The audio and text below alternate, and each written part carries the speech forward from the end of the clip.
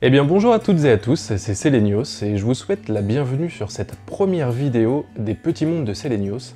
Première vidéo et pas des moindres, puisqu'aujourd'hui je vais vous présenter ce magnifique livre ou cahier, ce très gros livre, le défi des 100 jours, cahier d'exercices pour vivre la magie au quotidien, co-créé avec l'invisible.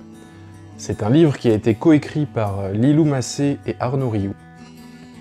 Alors je vais vous les présenter brièvement, enfin ce que je sais sur eux.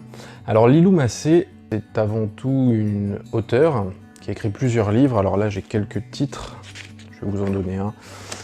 Au hasard, J'ai perdu mon job et ça me plaît, voilà. Et surtout, mais qui est connu pour ses livres du défi des 100 jours. Sachant que celui-ci c'est le 3e, et que je viens d'apprendre, enfin j'ai appris hier, qu'un 4e tome, un 4e volume était sorti, qui touche à la cuisine. Donc pour le reste, je vous laisserai faire des recherches. Ensuite, elle est aussi intervieweuse dans le milieu du bien-être, de la spiritualité, du développement personnel. Elle a une chaîne YouTube, si vous la connaissez pas encore, je vous la recommande, elle est vraiment super. J'aime beaucoup cette personne, même si je la connais très peu, j'ai pas vu énormément de ses vidéos, mais je connais la qualité de son travail, j'ai de très bons échos à son sujet, et voilà, si vous la connaissez pas, je vous recommande vivement de la découvrir.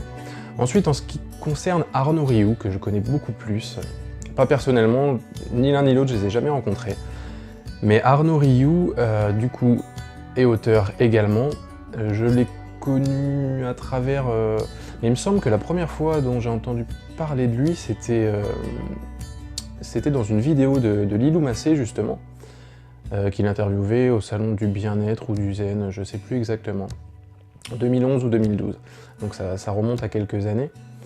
Je le suis sur Facebook, je vois régulièrement ses directs, j'ai lu un de ses... enfin à mon sens un de ses plus grands livres, puisque je ne connais pas énormément, c'est Réveiller le chaman qui est en vous, un livre extraordinaire. Vraiment, je vous le recommande si cette thématique, si le chamanisme vous intéresse, puisque lui-même a beaucoup voyagé, notamment, enfin, il a reçu aussi les enseignements de chamans amérindiens, entre autres. J'ai l'Oracle du peuple animal, qu'il a sorti il y a très peu de temps, donc c'est un jeu de cartes avec les animaux, et leur signification spirituelle, chamanique. Ensuite, que dire d'autre? C'est un conférencier, il fait beaucoup de conférences, il fait beaucoup de stages. Je sais que tous les ans, il me semble que c'est tous les ans, hein, il fête le passage à la nouvelle année dans un désert marocain. Ça doit être une expérience, vraiment intéressante. Je sais qu'il a organisé récemment un stage en Mongolie, si je dis pas de bêtises. Donc voilà, il y a beaucoup de choses à dire sur lui, mais voilà, on va essayer de faire une vidéo assez courte. Et pour finir, il a acheté récemment le moulin de Beaupré, qui est un magnifique endroit, et il veut en faire si je me rappelle bien, un centre du coup, pour accueillir ses stages, ses conférences. Également faire d'autres choses, je pense, pour un lieu de repos, de bien-être. Enfin, je vous laisse découvrir si vous êtes intéressé, il y a beaucoup de choses à savoir sur eux. Donc maintenant, on va passer au livre. Alors pourquoi ce livre? Ce livre me faisait de l'œil depuis pas mal de temps, je sais plus quand il est sorti, si c'est février, mars, j'ai 2017 ici. Donc vous voyez, je l'ai acheté hier, je sais pas si vous allez bien voir. Donc Christophe, saison 1, c'est mon premier défi des 100 jours en plus, donc ça me fait vraiment plaisir de le partager avec vous. 14 juin, vous allez peut-être pas le voir correctement, mais 14 juin 2017, aujourd'hui on est le 15. Donc du coup, il y aura un décalage, ça fera pas 100 jours exactement, mais plutôt 102 ou 103 jours, on verra. Voilà, et en dessous, mon intention pendant ces 100 jours est de vivre la magie au quotidien. Je m'engage à participer pleinement à mon défi des 100 jours. Voilà, j'ai signé une petite signature personnelle. Alors, que nous invite à faire ce livre? En fait, donc, de ce que je sais du défi des 100 jours, chaque jour il y a un texte, une méditation, quelque chose à faire. et voilà, vous appliquez à suivre ces conseils, à pratiquer ce défi. Et le but, justement, c'est de réveiller la magie dans votre quotidien. Alors si ce sujet m'intéresse, pour ma part, ça fait depuis pas loin d'une dizaine d'années maintenant que j'ai découvert le développement personnel, la spiritualité, mais au sens large du terme. Là, on ne parle pas de religion, on parle vraiment de spiritualité, l'éveil de la conscience, toutes ces choses, le fait de s'émerveiller d'un simple papillon qui s'envole un jour de soleil, des choses comme ça, se reconnecter à la nature, enfin plein de... Voilà, la spiritualité revêt un sens assez large et qui peut être assez personnel.